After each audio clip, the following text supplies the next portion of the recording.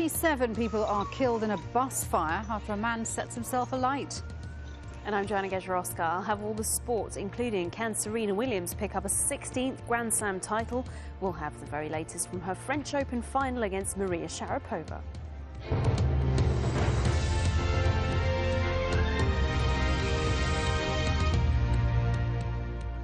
Nelson Mandela is breathing without assistance. That's according to a spokesman for the South African president. Mandela was admitted to hospital in Pretoria on Saturday. Doctors had said the former president was in a serious but stable condition. The 94-year-old has suffered several lung infections. It's the third time he's needed hospital treatment since December.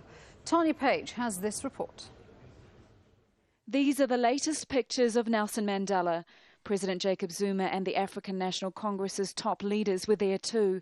Mandela's appearance and behaviour consistent with a man of his age.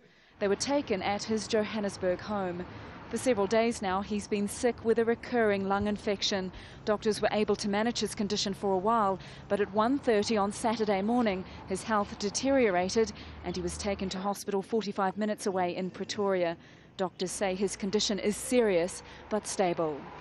We need to hold our thoughts and we need to keep him in our minds. He's a fighter. He has recovered many times from very serious conditions. And he'll be with us. Let us just keep him in our thoughts. Let's pray for him, help him to get better. Although the President's office won't confirm it, this is the hospital where many believe he is staying. Some close family members are said to be with the 94-year-old. People here are hoping for the best. He's a world icon, he's an African icon, you know. He's respected by everyone, so yeah, everyone I'm sure would want to wish him a speedy recovery. Very important, because through him we got liberated, and through him we are able to actually come to varsities like this and be somebody's, you know. My message to him would be, man, get well soon, like speedy recovery, and Godspeed. But this is the third time the ailing former president has been admitted to hospital this year. Mandela has a history of lung problems dating back to when he contracted tuberculosis while in prison. He's revered the world over as an icon of freedom, a man who encapsulates the very best of South Africa and Africans. And with each hospital visit, the nation braces for the inevitable, while hoping it won't be today. Tanya Page, Al Jazeera, Johannesburg. Well, let's go live to Tanya now. Tanya, there seems to be a little bit of good news on his condition. Just give us an update.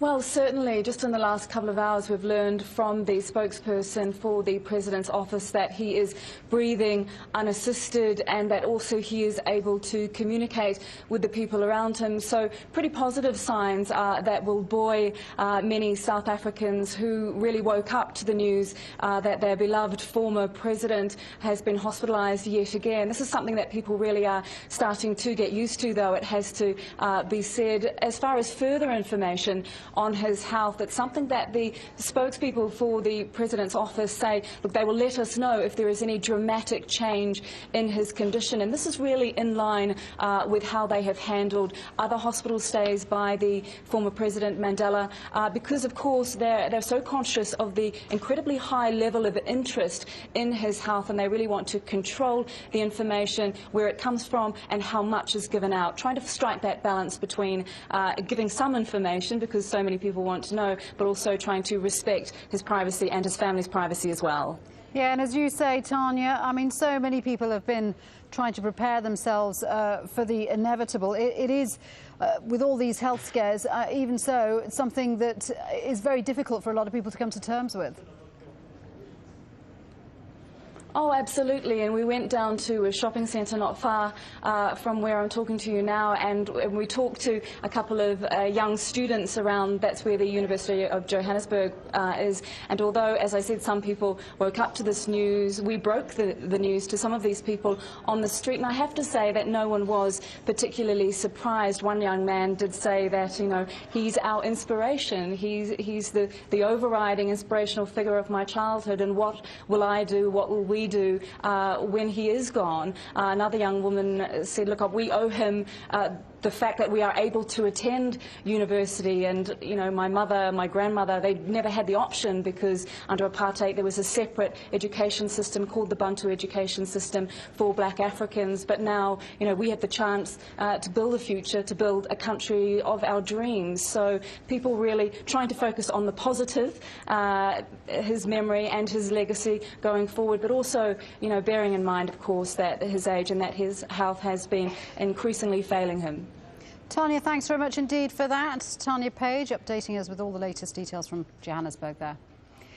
Now, 4 foreign soldiers have been killed in 2 separate attacks in Afghanistan. 3 US soldiers were killed in Paktika in eastern Afghanistan, while another soldier died in the western Farah province.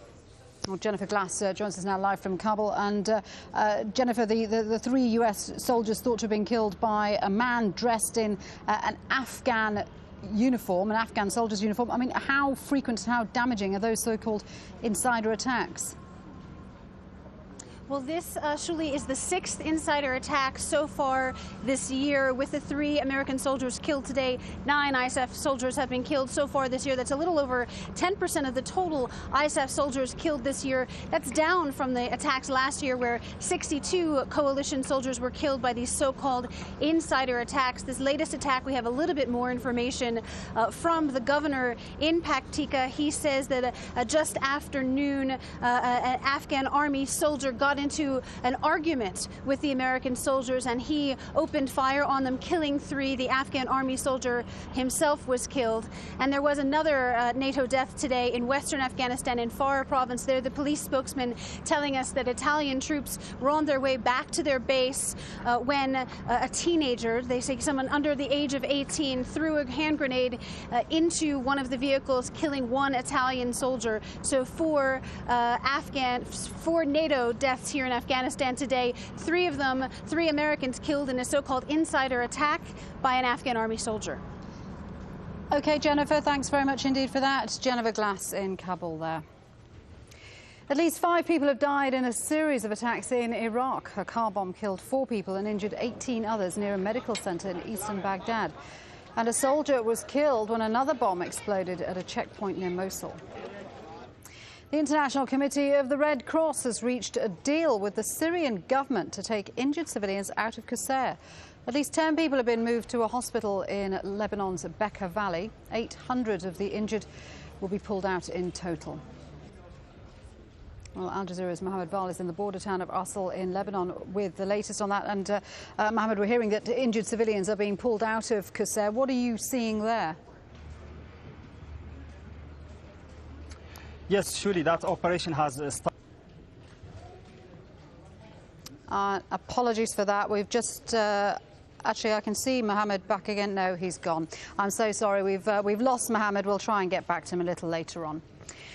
Now, leaders from Turkey's ruling party are meeting in Istanbul as anti-government protests enter their 9th day. Demonstrations are also continuing in other parts of the country. The European Union has called on leaders to investigate claims that police used excessive force against protesters.